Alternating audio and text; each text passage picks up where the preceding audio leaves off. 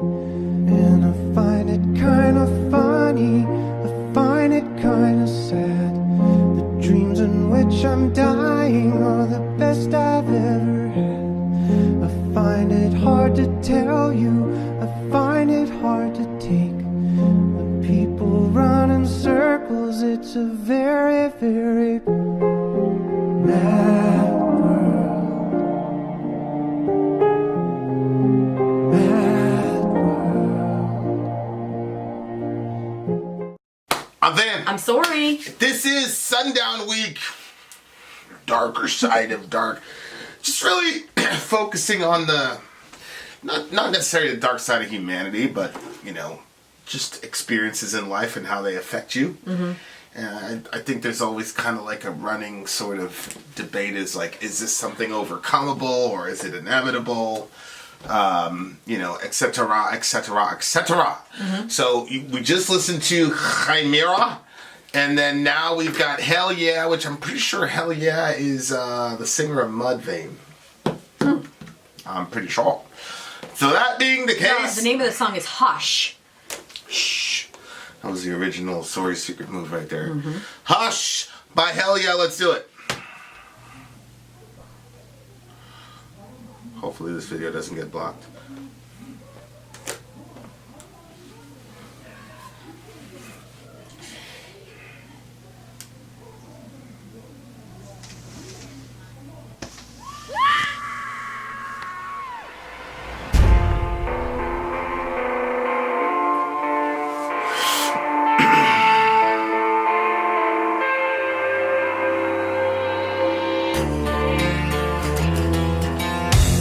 For quiet inside your head, the screams won't silence. I remember those days, the terror that's the home, the fear that's in your bones, it just won't go away. No, the strangled holds, the insulting names, the wound up shirt around his fist, the nose-to-nose fist. Thrown down onto the floor, so battered, bruised and sore. Drove down onto the bed and dash it till you break your neck. Hell's where I was born, hell's where I was raised. This hell is where I'm from, and this hell is where I'll stay. The hush is all I need to hush the misery. The hush that belongs to me, like the hush inside a dream. Just be still and breathe, and let the noise just fade away. Retain the violence, locks up your heart like a secret closet, so no one can penetrate. We just can't stand the touch, affection weighs too much. You push everyone away from the reckoning. The venom stings, whipped so bad I piss myself. Still with the beatings from that belt. If this reminds you of home, you better know you're not alone. Hold the gun up to my head, I'll pull the trigger on myself. Hell's where I was born, hell's where I was raised. This hell is where I'm from, and this hell is where I'll stay. The hush is all I need to hush the misery. The hush that belongs to me, like the hush inside a dream. Just be still and breathe.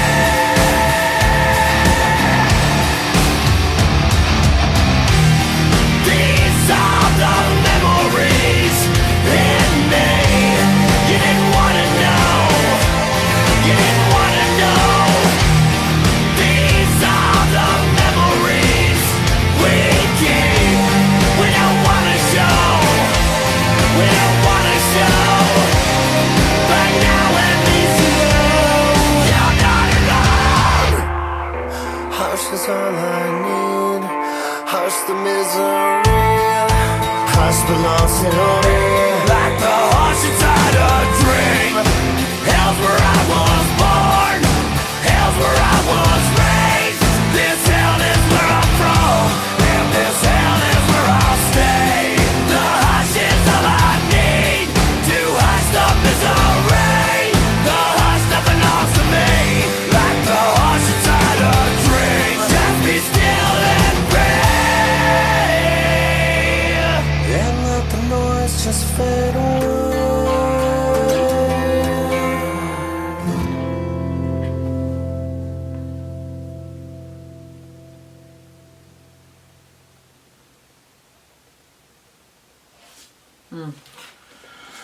Shit.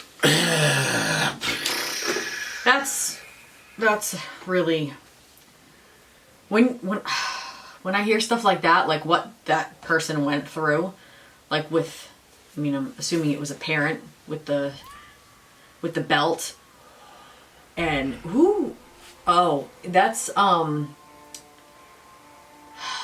where the guy with the blue background, he does political stuff. He said the same thing, that he was beaten so much Blue that background? he. Oh, Jimmy Jimmy Dore. Yeah. Yeah. You know, like that he, like this. I don't know, like that to me is really like painful to hear, like that a child would get hit so much that they would pee themselves. That's very heartbreaking to me. I think that people can feel that to different, like, this person obviously went through some really horrible stuff, you know what I mean? Like, the treatment by the parents. And I think that there's varying degrees as to, like, you know, I wasn't beaten like that as a kid, you know what I mean? I got spanked and I got punished and stuff like that, but I still hit points where I felt like, you know. Well, he doesn't just talk about physical, the insulting names, yada yada yada. So the verbal stuff, which is, you know, as a person who's experienced both, the verbal is usually the stuff that stays with you. So, you know, it's just one of those things, man. But here, you know, the nose to no bear stinking breath. Like, that's, you know, the guy gets drunk and goes after his kids, goes after his wife, whoever, you know. Like, the domestic stuff is pretty crazy because, you know, you teach, especially the boys, like we teach them to be, you know, whatever. And it's funny because these things keep happening. Ian hits me up. He's like, bro, come to Europe, man. But, you know, there was a situation a couple days ago. You know, and it was a rough situation. Yeah. But it wasn't our situation, like we just happened to be there and the situation came to us. It becomes your situation. Right. You know, and it's like, on the one hand, it's like, I'm happy that people perceive us to be people who can help in that type of situation. Yeah.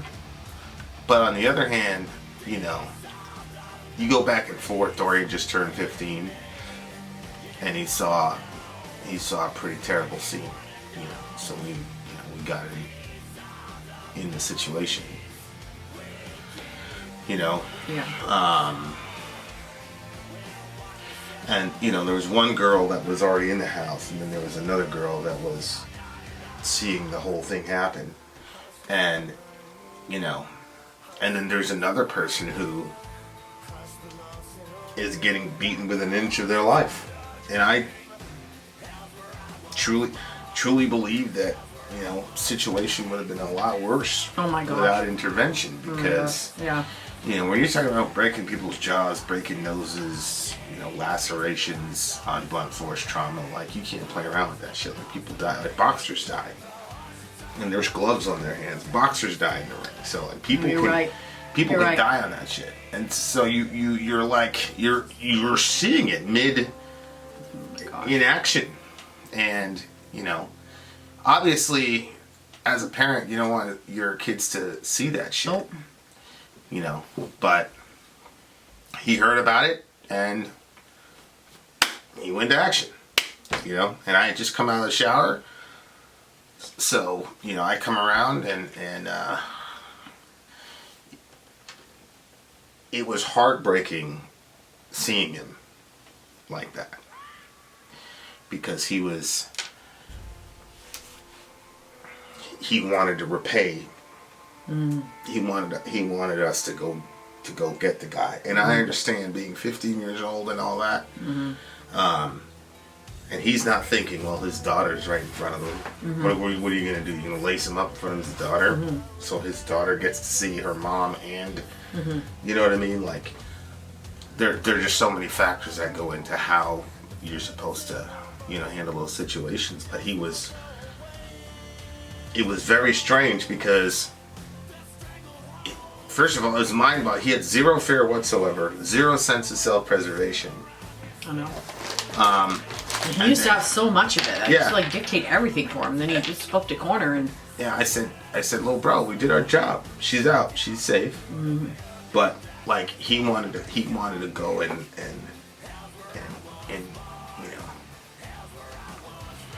and he was very angry.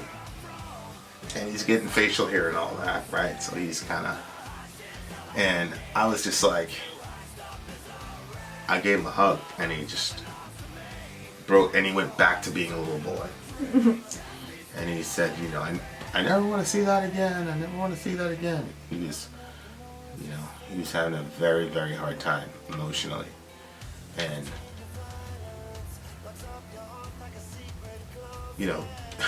and then she's in the, because I saw that she had been able to get out of the situation. And, but there was the other girl still didn't know where the other girl was, so we had to go and they got her. Dorian left the house again to go find her. I didn't even know. I was like, "Yo, where's your brother?" Because what had happened was she came in and she was just a wreck. I mean, I'm not going to describe everything, but I mean, it was a pretty gruesome scene. It was.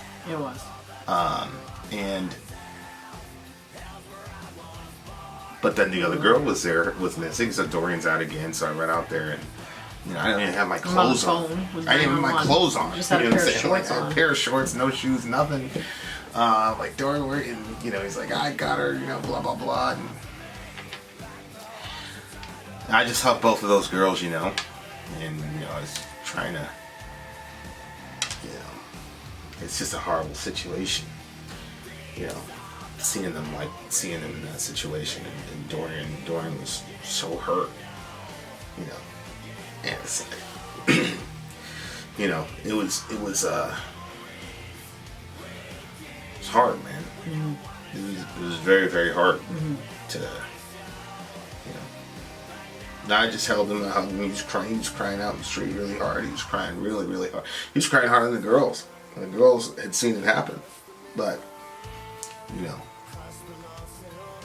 it's I understand that feeling because you're watching that shit happen, and you wanna do something to regain sort of control of the situation, and you wanna hurt that guy, but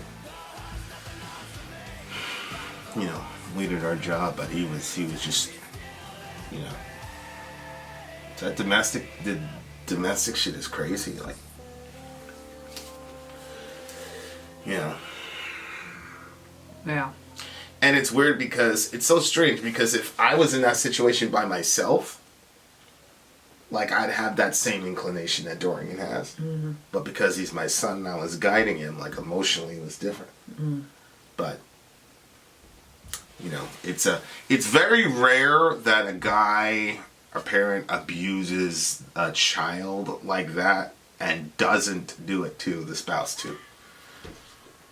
It's very, very rare. Yeah. Especially if alcohol is the instigator of the situation. It's very rare that because what'll happen is a parent will say, "Hey, what the hell are you doing?" And they'll say, "What?" And they'll go after that person. And the whole point of it is hush, like keep it quiet.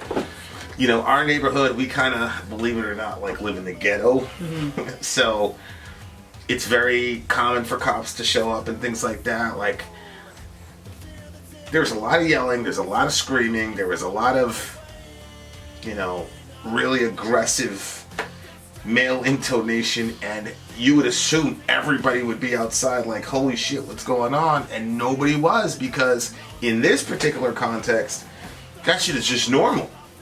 Yeah, I kept thinking like there's two apartments that share walls. 100%, yeah. And there's no way they couldn't have heard her screaming. Correct. And the kids. Yeah, and I was like, piecing that together. But, those are dangerous looking people. Mm-hmm. You know, and it's a whole, that's where the whole hush thing comes in, because at the end of the day, hush is really about self-preservation. You know, the abusive person is gonna tell you to hush and keep quiet because they're trying to preserve themselves and not get themselves in any type of legal situation. Yep. And then the family complies with that demand because they're trying to survive, and they don't know. And the other thing, like, people don't realize, like, when you're getting torn up like that by somebody that's bigger than you and stronger than you and whatever, like, there are times when you think you're gonna die. Like, you think you're gonna get, and I don't know, Shorty it could have went really, really, really, really bad for her. And he was inebriated, so, like, sometimes, like, when you're in a conflict, like, you can you draw back because you've got that inhibition that somebody's, like, out, they're out. But, I mean, he had none until we came in there, you know. And, but, you know, so kids having to see, and the other thing is, kids, like, having to see that is also a form of abuse in itself. Of course it is. You know, and, you know, verse 3, retain the violence, locks up your heart like a secret closet, so no one can penetrate, you can't stand to touch, affection weighs too much, you push everyone away. That's very true. You know, you come out of those situations because you have to do things to yourself emotionally to, you know, to continue. And a lot of the times it's and, you know, and you yourself become a violent person. You know, it's just a fact. You know, like, I was raised around a lot of violence, and I've made my peace with, you know, folks or whatever. Like, I've made peace with the people that, you know, brought that into my life. But, I mean, there's no doubt that, like, I will say this, I was already inclined toward violence because, like, Bruce Lee and all that, you know, like, the minute I saw that, I was, like, enamored with it. So, I'm not going to say that all of my inclinations toward violence was because of that, but a lot of it was. You know, a lot of it was seeing it, a lot of it was, you know, getting to the point where it was like, I remember thinking to myself, like, I want to get to the point where this person can hit me in the face and do anything, and I can just stay like a statue. Like, that was my big thing. It's like, I just wanted to, like, I didn't want to, you know, whatever. I just wanted to be just like an actual statue, and all that shit was happening. And I remember one time, it happened, like, the person came after me, and I just decided, I said, I'm not going to move, I'm not going to do anything, and they were just, blah, blah, blah, blah.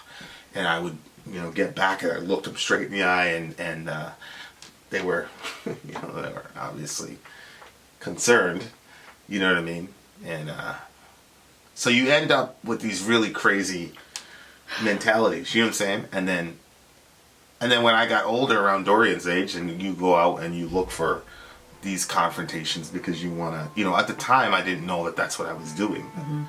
Because there would be times when I would just, like, feel, like, randomly angry, and you go out there and, like, you're trying to find some conflict, and then, you know, it wasn't until years later when I'd reverse engineer what happened, I'd be like, oh, I had some memory of something that happened. Then I would get mad, and I'd immediately push the memory back and just keep the emotional memory, basically. Your emotion remembers it, your soul remembers it, but you actively tell your mind to get that out of the forefront. But you're left with this, you know, bitterness inside of your chest, and then you feel like if you run into somebody, then you'd be able to exercise it. But I mean, it obviously doesn't work. But I mean, I've known people, like, it really fucks them up. Like, I've known people that have been like, when they talk about a physical altercation, I remember this one particular situation, and there was a conflict, and a couple people got cut, like box cut or whatever. And I remember being on a train, and, you know, you're always doing something, and, like, one particular guy was like, yeah, he's like, did you see how, you know, he starts describing all this shit, you know, like, about what happened to the guy and all this, and we were all there, we saw, like, but, like, the way that he was talking about it was just so crazy. It was like he had years and years of father throwing him down the stairs, you know, he had to get reparative surgery because he had, like, 4 compound, like, just horrible So he just became the guy who just like, he just lost, like, and just very sick individual. Oh, that's so sad. But at the time, we were all like, yo, dude's crazy, blah, blah, blah. Good thing he's on our team, blah, blah, blah. You know what I'm saying? Because we had 14, 15-year-old kids, so he didn't know anything. You know what I'm saying? Like, but it's just a crazy cycle. And unless you're aware of what's going on, like, you know what I mean? Like, you're not gonna be able to break it. So you have to. I just can't even imagine. You have to do that. Like, well, I was gonna say, like, I mean, kids can be annoying, you know what I mean? But, like, I can't imagine, like, abusing a child. Man. Throwing them downstairs and, you know. Yeah, I mean, it was, yeah. He was screwed up, that's for sure. And, you know, you end up in certain environments and, you know, whatever. It's just like, at the time, that's what we're all saying. Well, I mean, you know, the guys on our team, he could have killed the dude. You know what I'm saying? Like, you know, it gets down to a neck and forget it. You know, like, people die over that shit, so. But, you know, affection weighs too much to push everyone away. From the reckoning to Venice. Yeah, and that's push everyone away. That's a big thing, though, about, like, whether it's spousal. Affection weighs too much. Whether it's spousal abuse or whether it's, like, child abuse, those are the main channels of affection that you should have in your life. Your husband or your dad or your mom. And when the person who's supposed to give you that turns it around and gives you the opposite for a protracted period of time, then your soul does the arithmetic and says, okay, if my own mom or my own dad can't do it, you know, then I'm not, I don't know if the phrase is worthy of affection, but I'm not a person that people are going to do that with. Yeah, I know. I've heard that from a lot of people. You know? Yeah. And so then you just walk around carrying all that shit, you know? And, you know, yeah, it's difficult. It's difficult. I mean, I kind of had a similar kind of mentality, although I will say it wasn't as bad as the person that I described, but one of the issues was my mom was gone when I was a very, very small child. So, and, you know, God bless them, parents in the middle of volatile relationships, I get it, but I had it in my head, my mom didn't want me, blah, blah, blah, blah. And then you compound that with, you know, old school Jamaican mentality about how parents and kids are supposed to operate. You know, it created a big thing. It probably explained some of the decisions I made relationship-wise as far as, like, you know, not having a lot of meaningful, you know, relationships before. You know what I mean? Because I had a lot of unmeaningful relationships. I only had like 2 of them between girls. You know what I'm saying? That was actually significant. The other ones were, because, you know, they never got enough time to get close enough to me or whatever. But yeah, man, I'll fuck you up for a long time. It's a. And he's talking about the hush belongs to me. You know, just be still and pray. And it was really interesting, like the video. I hope the video doesn't get blocked, but like the claustrophobic nature of the room she was in. You know, she was like, and there was no. It feels that way. It really does, especially if you're a kid. It's interesting because I thought, like I said, I didn't suffer like abuse like this growing up, but it was a very strict environment, and it was very litigious, I guess you could say, and it kind of like it made me feel very stressed out and claustrophobic. And when I would go through my points of being really, really frustrated, especially when I was accused of doing something or whatever that wasn't actually true, that to me was just like really, really frustrating. And so when she like gets to that point where she's like really frustrated, and then she goes and screams in her pillow, and then she goes down and she's in that small room, and she was like kind of trapped in there, but then she kind of comes out of it and takes the pillow off her face, and like she's still not okay, but she kind of got past like that deep point of it. And so that was kind of like my experience, where I would kind of go through like these cycles of like, it was like really dark and stressful and whatever to me. But then I would kind of come out, and it was kind of like that, you know what I mean? But when I was in the downslope, it felt like, whew, there's probably no way out of this, you know? And that's when I would get, you know, suicidal, obviously. Yeah. But, yikes. Pretty crazy situation. Hell's where I was born, hell's where I was raised. This hell is where I'm from, this hell is where I'll stay. Hush is all I need to hush the misery, the hush that belongs to me, the hush inside a dream. Just be still and pray.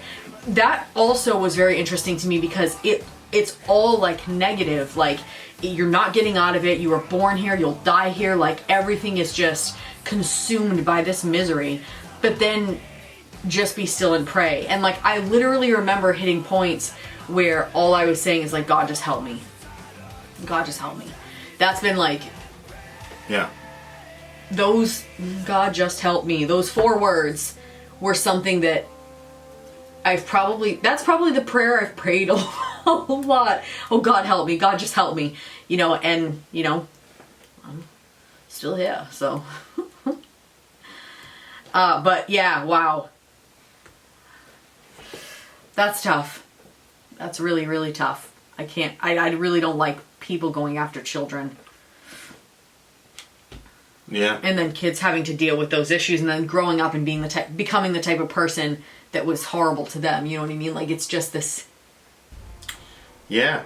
And you're always caught in that conflict of, like, that guy most likely experienced that when, Yep. you know, he wasn't an abusive person out of a vacuum. Yep. Why is he drinking? Why is he an alcoholic? You know what I'm saying? Mm-hmm. Like, but then, you know, I'm like, I don't care. You know, part of me is like, I don't care. But then it's like, well, how could you not care? You know what I'm saying? Yep. So that's why, you know, it's hard not to judge people that do that to their whatever, but crazy situation. I mean, it's a good pick. It's something that needs to be talked about. Mm-hmm. You know, if you've got an anger management issue or you were abused when you were a kid, man, you got to get that help, bro. Mm-hmm. And ladies too, you know, because if you don't address it and deal with it head on, like, the people around you you're going to throw up all over them, and that's going to manifest in one way or the other. Yep. So you gotta deal with that, you know. So I think it's important to recognize that people who do that, you know, had it happen to them. But I mean, you've got to have that awareness that says that's going to be your inclination, and then you have to get therapy or whatever, unless you've got an outlet, you know, like the Bronx, to go and exercise all that shit. You know what I mean? Like, most people aren't in that situation. Good song though. I love that dude. I love that dude, man. I wish Aggressive sound again. I just love his voice, Yep. man. Like, I think he's like, again, I think Mudvayne was one of the most underrated bands in nu metal, and he was probably the most underrated singer, because I just love what he does with his vocals. It's melodic, but it's still grimy, and I just love it. What do you get the song? I am going to give this one. This is the second one. It's very high for me because I like the aggressive sound. So 9.8. Yeah, I'll give it a 9.8 myself. Yep, there we go. Very, very good song. There you are, dear listener. Vin out. Sori out. Gone. And I'll pull the trigger on myself. Hell's where I was born. Hell's where I was raised. This hell is where I'm from. And this hell is where I'll stay. The hush is all I need. To hush up is a rain. The hush nothing else to me. Like the hush inside a drink. Just be still and pray.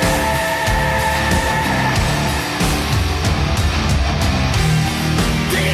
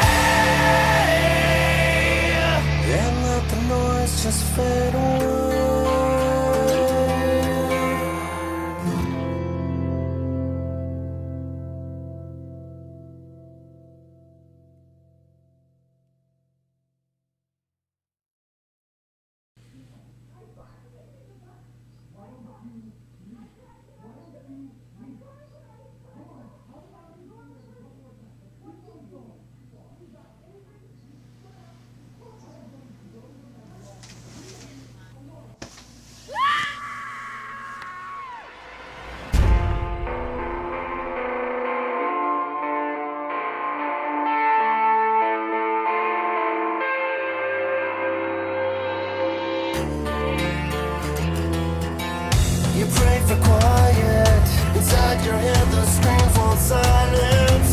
I remember those days. The terror that's the home, the fear that's in your bones, it just won't go away.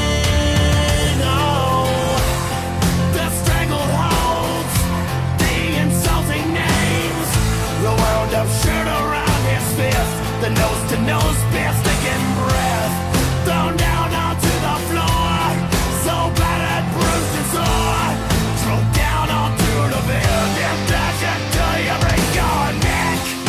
Hell's where I was born, hell's where I was raised, this hell is where I'm from, and this hell is where I'll stay.